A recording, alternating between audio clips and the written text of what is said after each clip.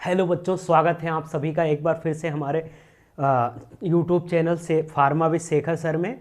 तो बच्चों, आज हम जो शुरू करने जा रहे हैं वो नया टॉपिक है डायरिया।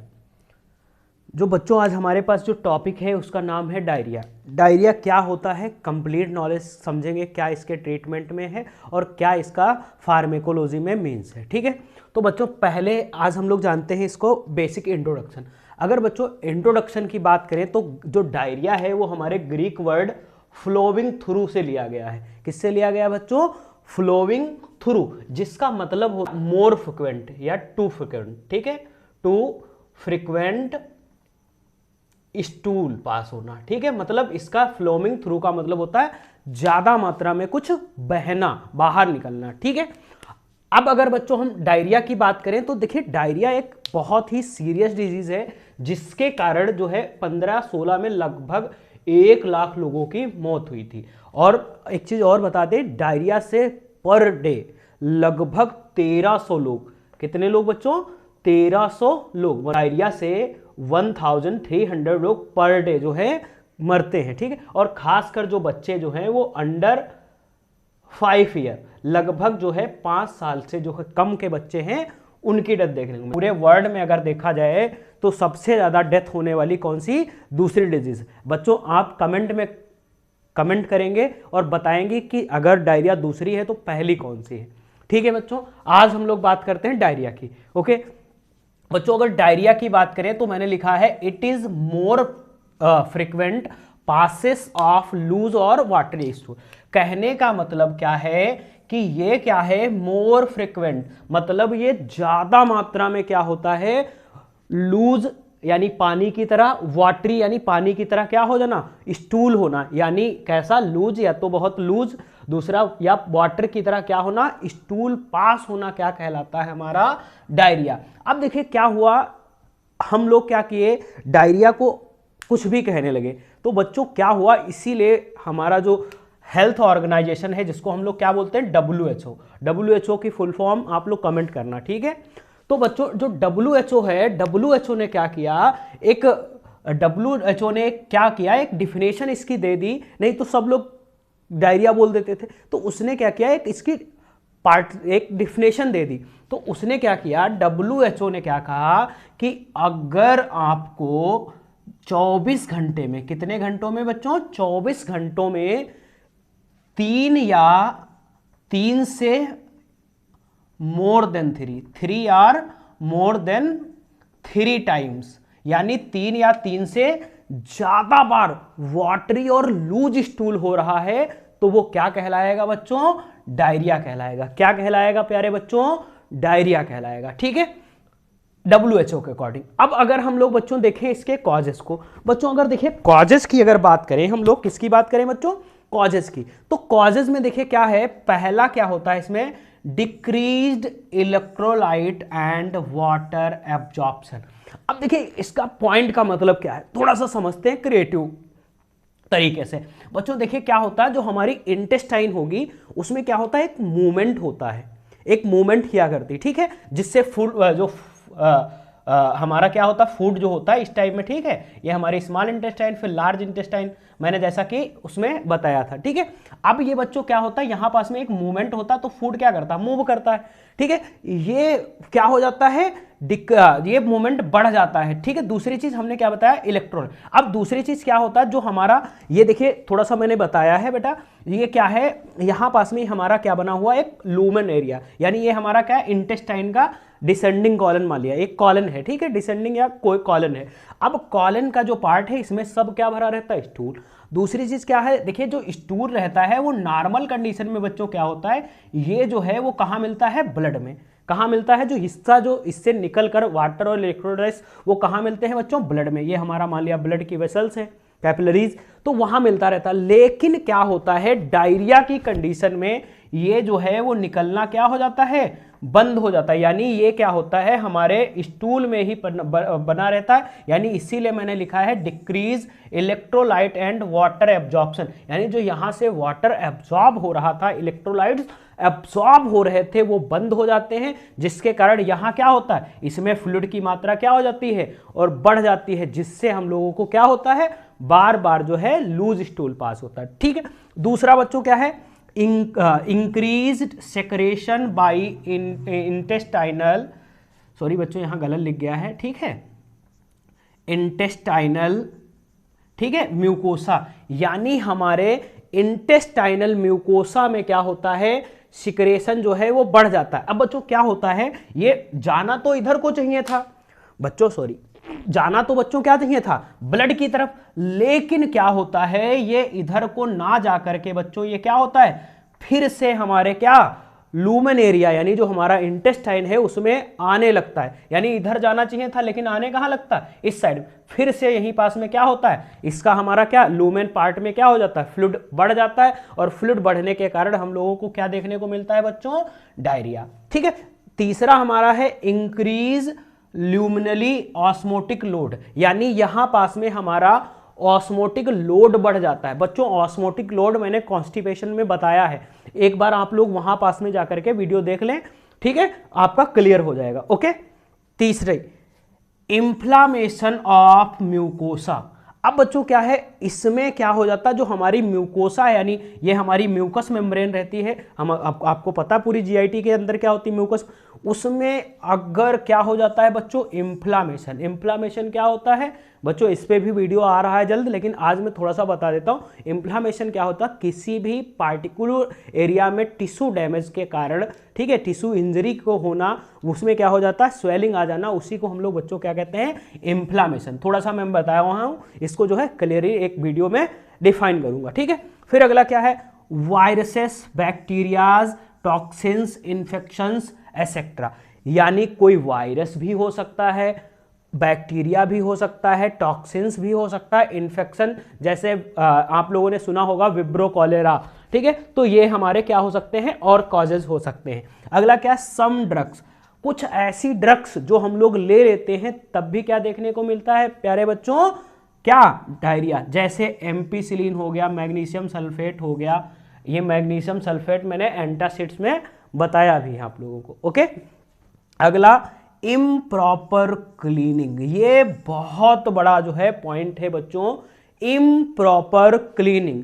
इम्प्रॉपर क्लीनिंग क्या होता है प्यारे बच्चों, देखिए इम्प्रॉपर जो क्लीनिंग है यानी हम क्या करते हैं, उन लोगों को डायरिया ज्यादातर देखने को मिलता है जो अपने शरीर की प्रॉपर क्लीनिंग नहीं रखते हैं, मतलब बहुत गंदगी में रहते हैं या गंदे इंसान बनकर रहते हैं, नहाते नहीं, धोते नहीं, ठीक है, तो उन लोगों को भी बच्चों क्या होता है, डायरिया होने के चांसेस ज्यादा होते हैं। ओके बच्चों, तो अभी तक अब देखिए थोड़ा सा हम लोग इसको समझते हैं, ठीक है, फिर बात करेंगे ट्रीटमेंट, थोड़ा सा समझते हैं। देखिए मामूली सी बात, ये सब कंडीशन जब होंगी तो क्या होगा, मोटिलिटी बढ़ जाएगी। मोटिलिटी यानी जो क्या करता है, इसमें एक मूवमेंट होता है, हमारी इंटेस्टाइन क्या करती, फूड को जब मूव करती तो उसमें क्या होता है, एक मूवमेंट होता, वो मोटिलिटी क्या हो जाएगी, बढ़ जाएगी। जब मोटिलिटी बढ़ेगी तो मामूली सी बात है, जो ये सेक्रेशन है, जो इंटेस्टाइन में इधर को सिक्रेशन जा रहा था यानी जो एब्जॉर्प्शन हो रहा था वो होगा नहीं, यहाँ का सिक्रेशन क्या हो जाएगा, बढ़ जाएगा। जब सिक्रेशन बढ़ जाएगा तो मामूली सी बात है, लूमन एरिया में बच्चों क्या होगा, वाटर बढ़ जाएगा, बढ़ेगा या नहीं बढ़ेगा, बढ़ जाएगा। और जब वाटर बढ़ेगा कुछ और भी क्या होंगे, पार्ट्स बढ़ेंगे, जब बढ़ेंगे तो क्या होगा बच्चों, डायरिया, क्या होगा, डायरिया। और जब डायरिया होगा तो क्या होगा, पहली चीज पेशेंट को देखने को मिलेगा डिहाइड्रेशन, दूसरा एब्जॉर्प्शन क्या होगा, कम हो जाएगा, तीसरा मामूली सी बात है, जब किसी के ब्लड में कुछ न्यूट्रिएंट्स, इलेक्ट्रोलाइट्स पहुंचेंगे ही नहीं तो उसका क्या होगा, बीपी लो हो जाएगा। दूसरी चीज क्या होगा, बहुत ही क्या होगी, कमजोरी होगी, बहुत ही क्या होगी प्यारे बच्चों, कमजोरी देखने को मिलेगी। तो ये हमारा क्या है, डायरिया। ओके, अब हम लोग बात करते हैं बच्चों इसके ट्रीटमेंट की। अब डायरिया में क्या क्या ट्रीटमेंट यूज करते हैं, आइए बात करते हैं। ट्रीटमेंट की अगर बात करें तो इसका हम 3 तरह से ट्रीटमेंट कर सकते हैं, ठीक है। पहला क्या है बच्चों, ORT, जिसको हम लोग ओरल रिहाइड्रेशन थेरेपी कहते हैं, ठीक है बच्चों। दूसरा क्या है, anticholinergics, sorry anti diarrhoeal agents, यानी ये क्या होती हैं, जो हमारी डायरिया के क्या करती हैं, उसके अपोज काम करती हैं। तीसरा बच्चों अगर बात करें तो सिंपल फूड, बच्चों एक बहुत ही अच्छी चीज़ है कि हम लोग डायरिया को अपने खाने के द्वारा भी क्या कर सकते हैं, सही कर सकते हैं। तो पहला जो हमारा है सिंपल फूड, समझते हैं कि सिंपल फूड, देखिए अगर किसी को डायरिया अगर आ रही तो घर पे भी आप लोग ये तरीका यूज़ कर सकते हैं। क्या है, बॉइल्ड पटेटो। आप अगर जिस पर्सन को डायरिया अगर हो रही है उसको आप उबले हुए आलू खिलाओ, ठीक है, राइस दो, चावल दो, सूप पिलाओ, बनाना खिलाओ, और उसी के साथ साथ आप क्या करो बच्चों, दही का यूज करो। क्या करो, दही का। अगर हम लोग ये यूज कर रहे हैं तो डायरिया को लगभग क्या कर सकते हैं, ठीक कर सकते हैं। दूसरी चीज, अगर डायरिया में क्या हो गया है, फ्लूइड लॉस ज्यादा हो गया, जब फ्लूइड लॉस हो गया होगा तो बच्चों उसमें क्या करते हैं हम लोग, ORT का यूज करते हैं। बच्चों अगर ORT की बात की जाए तो इसको हम लोग कह सकते हैं ओरल रिहाइड्रेशन थेरेपी, ठीक है। अगर बात किया जाए तो हम लोग इसको कह सकते हैं ओरल रिहाइड्रेशन थेरेपी। ORT क्या है, ORT कैसे काम करता है, देखिए डायरिया होता कैसा, जैसे मैंने बताया था उसमें क्या होता है, हमारे कुछ इलेक्ट्रोलाइट्स होते हैं, वो क्या हो जाते हैं, हमारे स्टूल के थ्रू पास आउट हो जाते हैं। कहने का मतलब इलेक्ट्रोलाइट्स जो है स्टूल की द्वारा निकल जाते हैं। अब उनको ये क्या करता है, मेंटेन करता है। अगर किसी को क्या है, ड्यू टू डायरिया, किसी को डायरिया है तो हम लोग क्या, उसमें क्या होता है बच्चों, लॉस ऑफ फ्लूइड, उसमें फ्लूइड्स का लॉस होता है जिसमें हमारा इलेक्ट्रो। अब हम लोग इसमें क्या करते हैं, यूज टू ORS, इसमें हम लोग क्या करते हैं, ORS का यूज करते हैं। क्या करते हैं प्यारे बच्चों, ORS का यूज करते हैं। ORS में हम लोग क्या करते हैं, जब देते हैं तो ORS क्या करता है, रिप्लेस द इलेक्ट्रोलाइट्स। ये क्या करता है बच्चों, इलेक्ट्रोलाइट्स को क्या कर देता है, रिप्लेस कर देता है, ठीक है। यानी वहां जो लॉस हुए थे किसके, ड्यूरिंग डायरिया, यानी डायरिया के दौरान जो इलेक्ट्रोलाइट्स खत्म हुए थे, ये क्या कर देता है, उसको फिर से मेंटेन कर देता है। Help in the treat diarrhoea, और डायरिया को ठीक होने में क्या करता है, मदद करता है। अब देखिए बच्चों क्या होता है जब हम लोग ORT, ठीक है, ये देखिए क्या होता है, पहली चीज ORT जो है एक प्रकार का हमारा ORS होता है। आप लोगों ने देखा होगा एक ORS का घोल आता है, ठीक है। तो ORS क्या होता है, इसका फार्मूला जो है हमारे WHO जो हमारा वर्ल्ड हेल्थ ऑर्गेनाइजेशन है उसने क्या किया, इसको दिया है। उसमें क्या बताया उसने क्या किया, उस फार्मूले में क्या रखा है, जो सोडियम क्लोराइड है उसको 2.6 ग्राम रखा है, पोटेशियम क्लोराइड को 1.5 ग्राम रखा है, ट्राई सोडियम साइट्रेट को 2.9 ग्राम रखा है, ग्लूकोज को 13.5 ग्राम, और इन सब को जो है कितने लीटर पानी में, 1 लीटर वाटर में क्या करते हैं हम लोग मिलाते हैं और उसको पेशेंट को दे देते हैं पीने के लिए। और जिसकी टोटल जो ऑस्मोलरिटी रहती है वो 254 मोस्म पर लीटर रहती है, ठीक है। अगर बच्चों बात किया जाए, ये हम लोग नॉर्मल कंडीशन होती है, अगर हल्का फुल्का डायरिया हुआ है उस कंडीशन। इन सीवियर केसेस, अगर बहुत ज़्यादा सीवियर हो जाती है तो इस वाले हम लोग ORS को ही हम लोग किसमें, IV फ्लूइड के द्वारा देते हैं। किसके थ्रू देते हैं, IV फ्लूइड, जिसको हम लोग इंट्रावेनस फ्लूइड बोलते हैं, ठीक है। अब बात करते हैं हम अपना तीसरा, यानी एंटी डायरियल एजेंट्स। यानी जो हमारे एंटी डायरियल एजेंट्स होते हैं वो क्या होते हैं बच्चों, अगर देखा जाए तो एंटी माइक्रोबियल एजेंट्स। सबसे पहले तो हम लोग बच्चों यूज करते हैं एंटी माइक्रोबियल एजेंट्स का। अच्छा, एंटी माइक्रोबियल एजेंट्स क्या होते हैं, इसमें हमारे नॉरफ्लॉक्सासिन, सिप्रोफ्लॉक्सासिन आदि आते हैं, ठीक है, और भी हैं, ठीक है। ये ज्यादातर दोनों यूज किए जाते हैं, नॉरफ्लॉक्सासिन और सिप्रोफ्लॉक्सासिन। दूसरी चीज प्रोबायोटिक्स, हम लोग क्या कर सकते हैं प्यारे बच्चों, इसमें अगर किसी पर्सन को है तो हम लोग क्या कर सकते हैं, लैक्टोबैसिलस एसपी और एंटेरोकोकस एसपी भी यूज कर सकते हैं। दूसरी चीज एंटी मोटिलिटी, जैसा कि मैंने बताया था, ये मोटिलिटी क्या हो जाती है, इंटेस्टाइन में मोटिलिटी क्या हो जाती, बढ़ जाती है। उस मोटिलिटी को कम करने के लिए हम लोग एंटी मोटिलिटी ड्रग्स यूज करते हैं, जो बेसिकली कौन होती हैं, कोडीन होती है हमारी, और ठीक है, कौन सी होती है बच्चों, कोडीन और डाइफेनॉक्सीलेट, ओके। तीसरा हमारा है anti secretary drugs. Anti secretary में हम लोग रिसिका डोर्टिल, बिस्मिथ सबसिलिएट और एंटीकोलिनर्जिक्स का यूज करते हैं, ठीक है। फिर एक और आती है जो 5वां ग्रुप है, वो हमारा होता है एडजॉर्बेंट एंड एब्जॉर्बेंट। बच्चों एडजॉर्बेंट इसको हम लोग बहुत डिटेल में आगे पढ़ेंगे, लेकिन अभी ये समझ लीजिए कि जो एडजॉर्बेंट और एब्जॉर्बेंट जो होते हैं वो क्या होते हैं, एक हमारा काइलिन होता है, एक पेक्टिन होता है, एक स्फेगुला और मिथाइल सेलुलोज। अब आप लोग ये बताइए स्फेगुला और मिथाइल सेलुलोज इसको हम लोग कहाँ यूज कर रहे थे प्यारे बच्चों, कॉन्स्टिपेशन में। कहाँ यूज कर रहे थे, कॉन्स्टिपेशन में। मैंने यहां भी लिखा है, तो इसका क्या रीजन हो सकता है आप लोग थोड़ा सा कमेंट करिए। ओके बच्चों, तो ये समझ में आया। अब हम लोग पढ़ेंगे कि हमारी जो एंटी माइक्रोबियल ड्रग्स हैं वो आखिर अपना वर्क करती कैसे हैं। ओके जो पहली ड्रग्स की बात करते हैं जिसको हम लोग बोलते हैं एंटी माइक्रोबियल ड्रग्स। तो एंटी माइक्रोबियल ड्रग्स क्या होती है, these are drugs use in diarrhoea, यानी एक ड्रग्स है जो क्या किया जाता है, डायरिया में यूज की जाती है। इफ डायरिया कब यूज किया जाता है, if diarrhoea due to any infective cause, यानी जो डायरिया होगी वो किसी इन्फेक्शन के दौरान हुई। देखिए हम लोगों को क्या होता देखा होगा आप लोगों ने, जब हम लोग कहीं दूर का सफर करते हैं वहां से करके आते हैं तब देखा उस दौरान डायरिया देखने को मिलती है। ठीक है, तो उस दौरान क्या होता है, हम लोग जैसे बस में सफर करते तो तरह तरह के क्या होता है, अलग अलग के मानसून से क्या होते हैं, एक्सपोज होते हैं, तो वहां पास में तरह तरह के बैक्टीरिया क्या होते हैं, अंदर करते हैं। दूसरा क्या, mainly use in severe cases, ज़्यादातर हम इसको सीवियर केसेस में यूज करते हैं। अगर इसके बच्चों मैकेनिज्म ऑफ एक्शन की बात करें तो these drugs give their action by inhibiting या किलिंग, यानी ये तो या तो इनहिबिट करती हैं या किल करती हैं द बैक्टीरिया या अदर माइक्रोब्स। अदर माइक्रोब्स जैसे हमारे वायरस हो गए या इन्फेक्शंस हो गए तो उनको भी क्या करती हैं, किल करती हैं। दूसरी चीज एग्जांपल की बात करें तो बच्चों norfloxacin, ciprofloxacin, ofloxacin, tetracycline etcetera, ये सब क्या है, हमारी ड्रग्स हैं जो हम लोगों की किसमें जाती हैं, एंटी माइक्रोबियल। दूसरा अगर यूजेस की बात करें तो use in the against bacteria like cholera, जब किसी को कॉलरा वगैरह होता है, सल्मोनेला टाइफी हो गया या रोटा वायरस हो गया आदि, इनके खिलाफ भी यूज करते हैं। आगे useful in the travellers diarrhoea, यानी जब हम लोग ट्रेवलिंग के दौरान डायरिया, जब हम लोग ट्रेवल करते हैं उसके बाद जो डायरिया हो जाता है, यानी उस दौरान जो डायरिया होता है उसमें भी हम लोग इसको यूज करते हैं। और बच्चों एक चीज याद रखना, ज्यादा से ज्यादा हम इसको क्या करते हैं, मोस्टली केसेस में सीवियर केस में यूज करते हैं।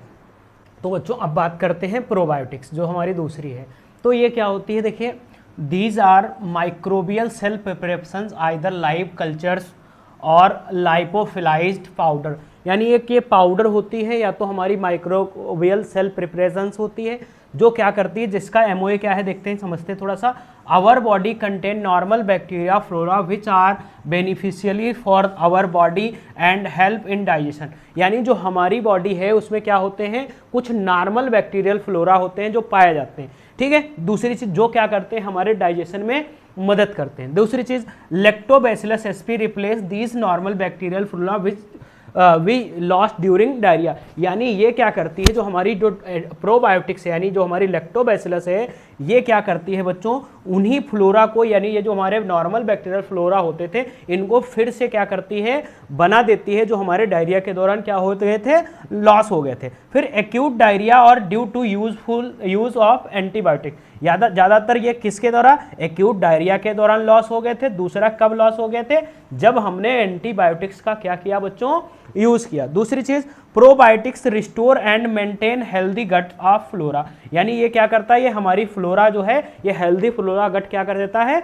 बना करके तैयार कर देता। अगला एग्जाम्पल अगर बच्चों बात करें तो लैक्टोबैसिलस बीसी, इंटेरोकोकस एसपी, ठीक है, ये हमारे क्या हो गए एग्जाम्पल्स। अगर हम लोग आगे बात करें तो normal curd also use for this purpose, यानी अगर हम लोग देखें तो जो नॉर्मल दही का यूज मैंने बताया था वो बच्चों ज़्यादातर इसी पर्पज के लिए करते हैं। अगर यूजेस की बात किया जाए तो हम लोग इसको ज़्यादातर कहाँ यूज करते हैं बच्चों, डायरिया में। ओके, अब बच्चों अगर बात करें तो हमारी जो आती है वो एंटी मोटिलिटी ड्रग्स, मैंने जैसा कि तीसरा बताया था अपनी कौन सी बच्चों, एंटी मोटिलिटी ड्रग्स। तो बच्चों अगर एंटी मोटिलिटी ड्रग्स की बात करें थोड़ा सा समझिएगा प्यारे बच्चों, अगर एंटी मोटिलिटी की बात करें तो जो हमारी बच्चों ड्रग्स हैं कौन सी, एंटी मोटिलिटी ड्रग्स।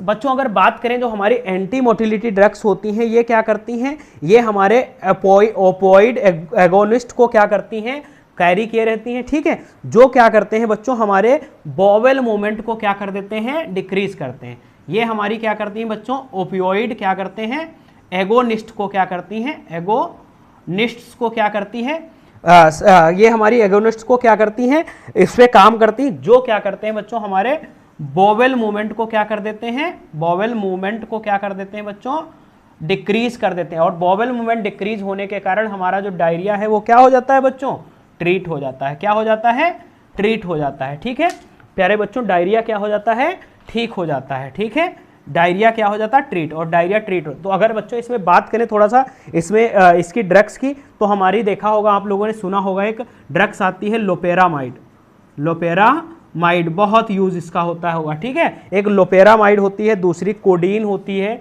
जैसा कि मैंने पीछे लिखा था बच्चों, एक हमारी क्या होती है, लोपेरामाइड होती है, दूसरा कोडीन होता है, ETC एसेक्ट्राज जो है वो हमारी कौन सी होती है, एंटी माइक्रोबियल ड्रग्स, ठीक है बच्चों, ये हमारी कौन सी ड्रग्स होती हैं, एंटी। और ये ज़्यादातर बच्चों जो ड्रग्स होती है हमारे CNS पे वर्क करती है। कहाँ प्यारे बच्चों वर्क करती हैं, CNS यानी सेंट्रल नर्वस सिस्टम पे। और जो ये हैं लगभग जो अपना एक्शन जो है वो 1 से 2 घंटे में दिखाना शुरू कर देती है। कितने घंटों में एक्शन बच्चों दिखाना शुरू कर देती हैं, 1 से। और इनका जो एक्टिंग का ड्यूरेशन है, जो ये काम करती हैं, वो लगभग 6 से 12 घंटों तक काम करती है। कितनी घंटों तक, 6 से 12 घंटों तक इनका जो है एक्शन रहता है, ठीक है। और ये बहुत पोटेंट होती हैं। ये हम लोग बच्चों ट्रेवलिंग डायरिया हो गया, और क्या हो गया हमारा नॉन स्पेसिफिक डायरिया, जैसे हमको डायरिया को कोई काज ही नहीं पता, उनमें भी हम क्या कर सकते हैं, इनका यूज कर सकते हैं। तो हमारा तीसरा हो गया एंटी मोटिलिटी ड्रग्स।